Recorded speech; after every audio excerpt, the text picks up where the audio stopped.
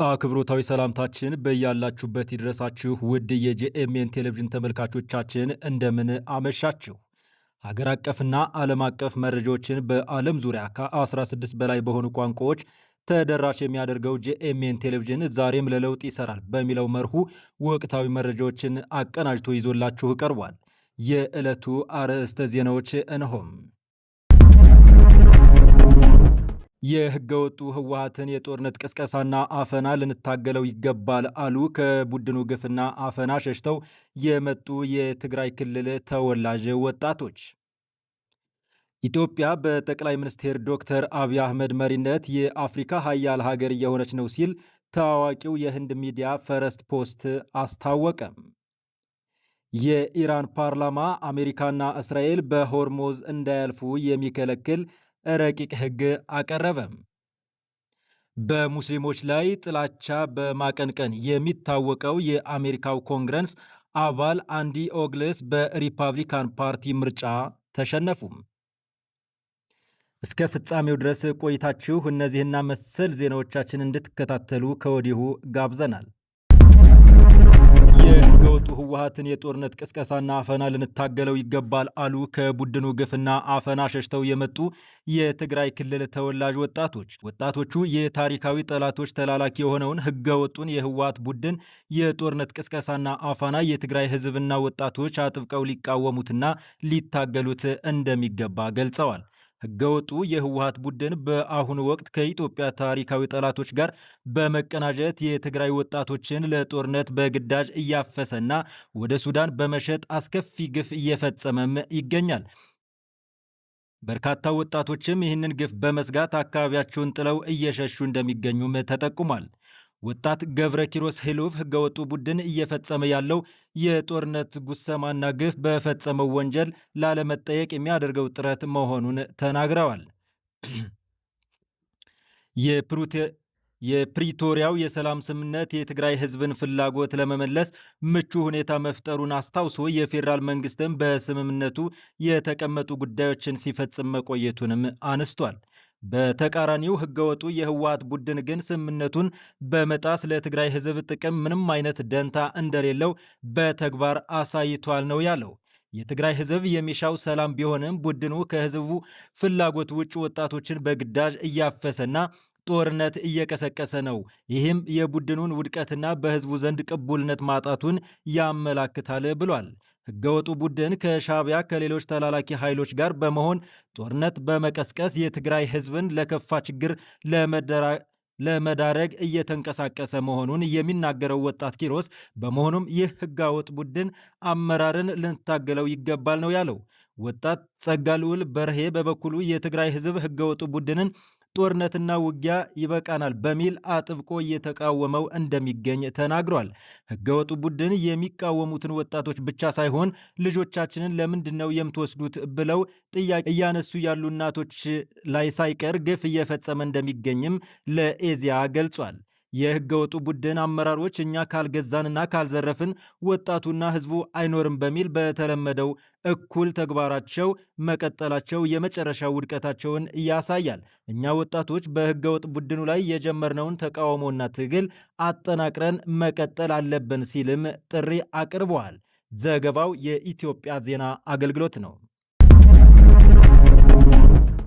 ኢትዮጵያ በጠቅላይ ሚኒስትር ዶክተር አብይ አህመድ መሪነት የአፍሪካ ሀያል ሀገር እየሆነች ነው ሲል ታዋቂው የህንድ ሚዲያ ፈረስት ፖስት አስታወቀም። ፈረስት ፖስት ሚዲያ ኢትዮጵያን በተመለከተ በሰራው ወደ 9 ደቂቃ በሚጠጋ ትንታኔው የሰው ዘር መገኛ፣ የጥንታዊ መንግስታት የምድር የንግድ መስመሮች እና ከፍ ያለ የአፍሪካ ታሪካዊ መሰረት ያላት ሀገር መሆኗን አውስቷል። ሀገሪቱ ጠቅላይ ሚኒስትር ዶክተር አብይ አህመድ ወደ ስልጣን ከመጡ ወዲህ ከቀድሞ ገናና ታሪኳ እኩል ታላቅ የሆነ አዲስ ምዕራፍ ለመገንባት በትጋት ላይ መሆኗንም አነስቷል። በጠቅላይ ሚኒስትሩ መሪነት በቀጠናውና የአፍሪካ ሀያል ሀገር መሆን የሚያስችላትን እንዲሁም የአህጉሪቱን የወደፊት ዕጣ ፈንታ የሚበይንና የማይበገር ኢኮኖሚ ለመገንባት እየሰራች መሆኑንም ጠቅሷል። ለረጅም ዓመታት ዓለም ኢትዮጵያን የሚያውቃት በጦርነት በድርቅና በፖለቲካዊ አለመረጋጋት እንደነበር በማስታወስ ዛሬ ግን ሀገሪቱ ይህንን የተዛባ ትርክት በኢነርጂ መሰረተ ልማት፣ በአቪዬሽን፣ በማዕድንና በዲጂታል ኢኮኖሚ አስደማሚ ለውጦችን ለመቀየር እየሰራች ነው ብሏል።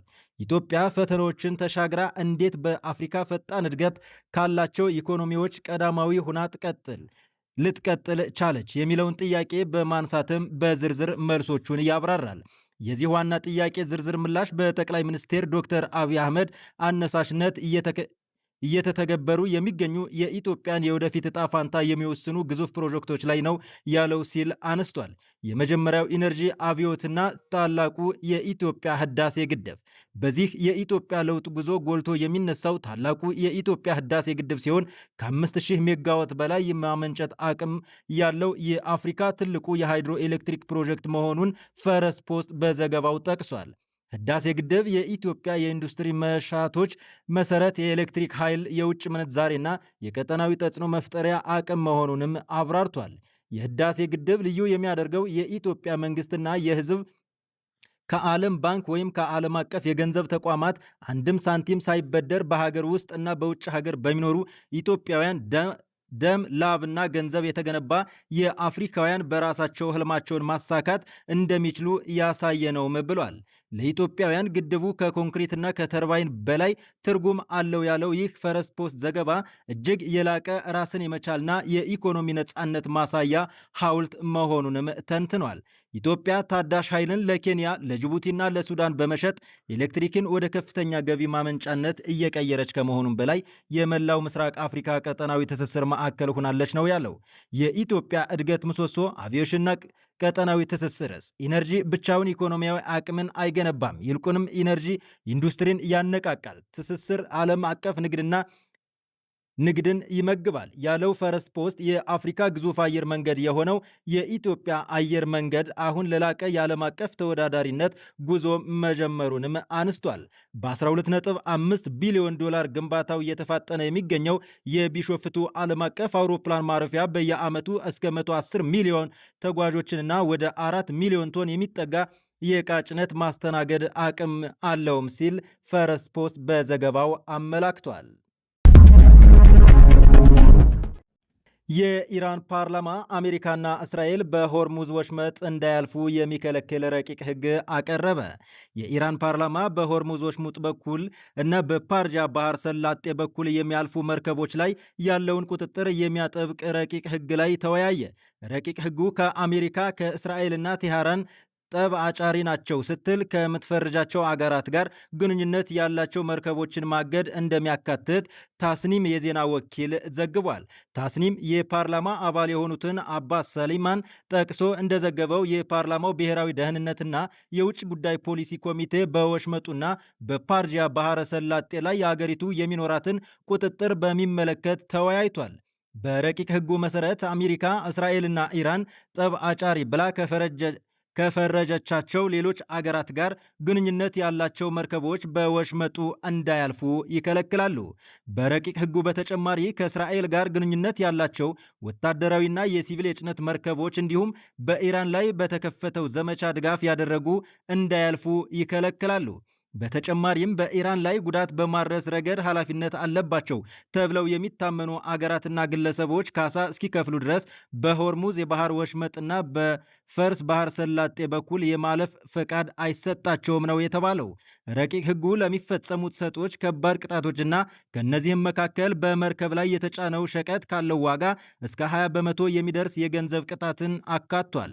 በሕጉ መሰረት መንግስት በፈርስ ባህረ ሰላጤ ውስጥ የአሳስ ስራን ለመቆጣጠር የመርከቦችን እንቅስቃሴ ለመከታተል እንዲሁም የደህንነትንና የአካባቢን ጥበቃ ለማረጋጋት ከጦር ኃይሎች ጋር በጋራ እንዲሰራም ይጠበቅበታል። ሳሊም ሕጉ በባለሙያዎቹ እየታየ መሆኑን እና ከመጽደቁ በፊት የማሻሻያ ሀሳባቸውን እንዲያቀርቡም ይጠበቃል ብለዋል። የኢራን ፓርላማ ረቂቅ ሕጉ ላይ የተወያየው አገሪቱ ከኦማን ጋር በወሽመጡ አስተዳደር ላይ እየተነጋገረች ባለችበትና ከስምምነት ይደርሳል ተብሎ በሚጠበቅበት ወቅት ነው ሲል ቢቢሲ ዘግቧል። በሙስሊሞች ላይ ጥላቻ በማቀንቀን የሚታወቁት የአሜሪካው ኮንግረስ አባል አንዲ ኦግልስ በሪፐብሊካን ፓርቲ ምርጫ ተሸነፉ። እስልምናን የሚቃወሙ ንግግሮችን በመናገር የሚታወቁት የአሜሪካው ኮንግረስ አባል አንዲ ኦግልስ ፕሬዝዳንት ዶናልድ ትራምፕ ድጋፋቸውን ቢሰጧቸውም በቴናሲ ግዛት በተካሄደው የሪፐብሊካን ፓርቲ የመጀመሪያ ዙር ምርጫ ተሸንፈዋል። ኦግልስ ሐሙስ ዕለት ለግዛቱ በቀድሞ የግብርና ኮሚሽነር ቻርሊ ሃቸር ተሸንፈዋል። የትራምፕ ድጋፍ አግኝተው በሪፐብሊካን ፓርቲ የምርጫ ውድድር ውጤት ያልቀናቸው ያልተለመደ ክስተት ሆኖ ተመዝግቧል።